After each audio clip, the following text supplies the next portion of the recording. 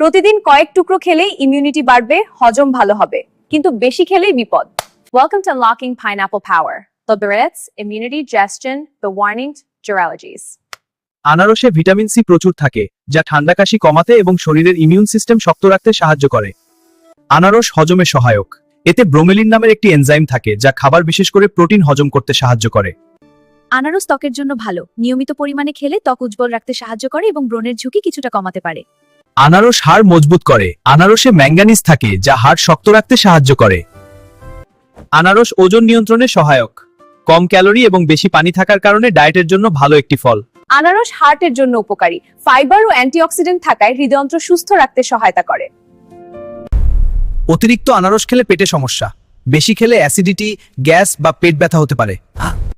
অতিরিক্ত আনারস মুখে জ্বালা বা ঘা হতে পারে। ব্রোমেলিনের কারণে বেশি খেলে জিভ বা ঠোঁটে জ্বালা পোড়া হতে পারে।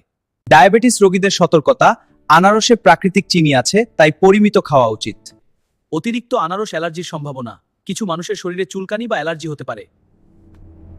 গর্ভাবস্থায় বেশি আনারস খাওয়া ঠিক নয়। খুব বেশি পরিমাণে খেলে সমস্যা হতে পারে, তাই সীমিত পরিমাণে খাওয়া ভালো। কতটুকু খাওয়া ভালো? প্রতিদিন 1 কাপ বা 5 টোটর যথেষ্ট। সবসময় পরিমিত খাওয়াই নিরাপদ। পুরো ভিডিও দেখার জন্য ধন্যবাদ। আর এই ধরনের তথ্যবহুল ভিডিও পেতে চ্যানেলটি সাবস্ক্রাইব করে রাখুন।